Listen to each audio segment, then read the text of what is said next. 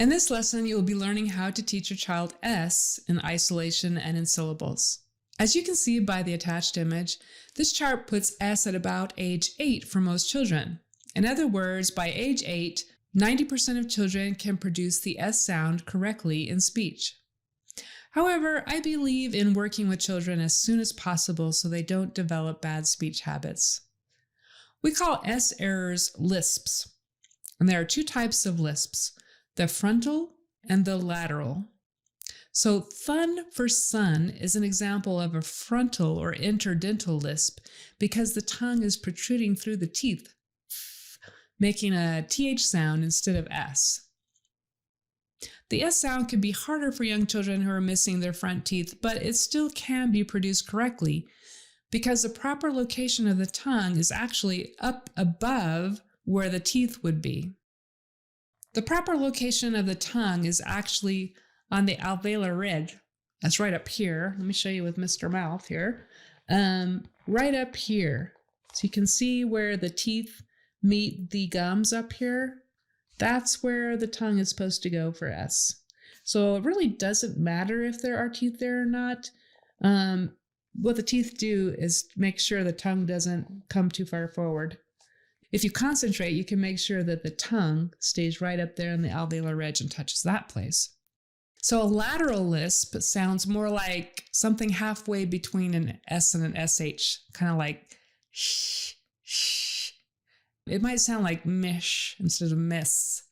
The air is escaping off the sides of the tongue instead of shooting forward in a skinny stream as it should. So to teach your child how to say S correctly, start with the T sound, which is generally easy for children to make. And if they are producing T correctly, the tongue should touch that area just above the top teeth on the inside of the mouth. It's called the alveolar ridge. If you have one of these puppets, which I call Mr. Mouth, that's just my name for it, you can use it to help show the correct placement. Make sure they're putting their tongue right up there for T.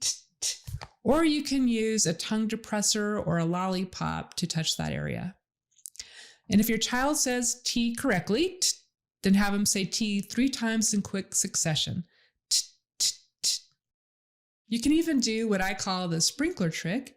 So you have your arms out in front of you, your hands together, and you imitate a rainbird sprinkler.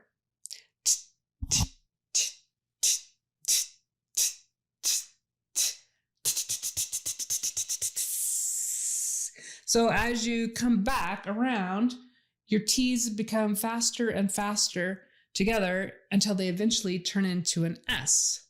So the idea is to start out slow with T and then make the T's faster until it turns into an S. And the reason we do that is because the T sound, again, is made at exactly the same place as the S sound should be made, but often isn't. So even 3 times T and 1 time S will help the child remember their tongue needs to be right up there behind the teeth, or where the teeth should be.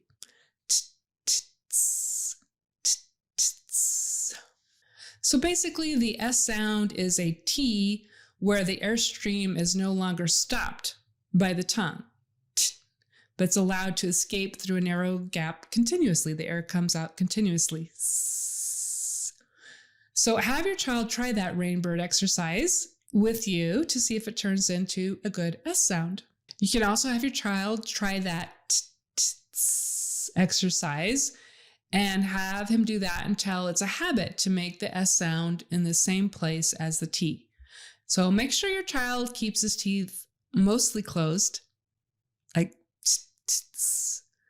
during the S production to avoid a frontal lisp. So you can turn it into a game by saying that the tongue is a snake and needs to be kept in the cage or behind the teeth. The teeth are the cage, tongue is a snake. It's got to be kept behind the teeth. Now, lateral lisps are a little harder to correct because they are less visual. So just tell your child to put his tongue closer to his teeth and instead of farther back. Sometimes their tongue is going a little farther back and it makes that kind of SH kind of sound. Shh, So keep it close, the tip of the tongue close to the teeth, and keep the air coming out skinny and straight. So like I said, sometimes if the child is pulling the tongue back a little bit, it can make the S turn slushy and the air go sideways instead of straight forward. So keeping the tongue right up there near the alveolar ridge is really important. Imagine if you have your thumb over the opening of a garden hose.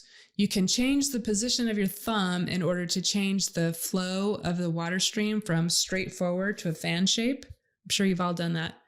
And that comes out the front or the sides. So basically, this is what is happening with your tongue and the airstream.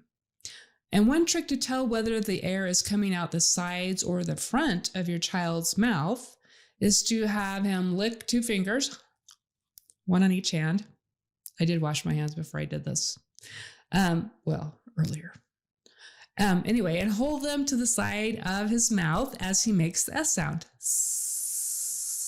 Now, if he can feel cold air on those fingers on the sides, then the air is coming out on the sides. So then tell him to hold one finger in front and try to get the air to shoot out the front where he can feel it. So he can feel the cold air coming out in front. That's where the air needs to go. So continue to practice these techniques, encouraging a soft, skinny airstream coming forward.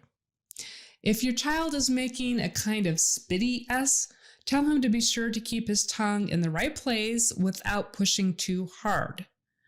So if he's pushing too hard, you get all sorts of weird, loud, spitty kind of noises. So it's actually not even touching, it's just very close to that area. So it can sound like the air coming out of a tire with a leak. When your child can produce S in isolation with 80% accuracy, you can start on syllables like saw, say, see, sigh, so, and sue. You might start with saw, and it can help to use a mirror in front of both of you or to at least give your child a hand mirror to look at. So make sure that your child puts his tongue in the right place to make a good S to start the syllable saw. And try to make it fun and reward your child for any effort to produce the sound correctly. And practice this at least 3 times. Saw, saw, saw. Then you can move on to the next syllable, see, and do the same thing. You might find that some syllables will be easier for your child to produce, and that's okay. You can come back to the harder ones later. So move on to as many syllables as you can, trying to get as many correct productions as possible. And when your child can produce S syllables correctly 80% of the time, you can move on to initial S in words.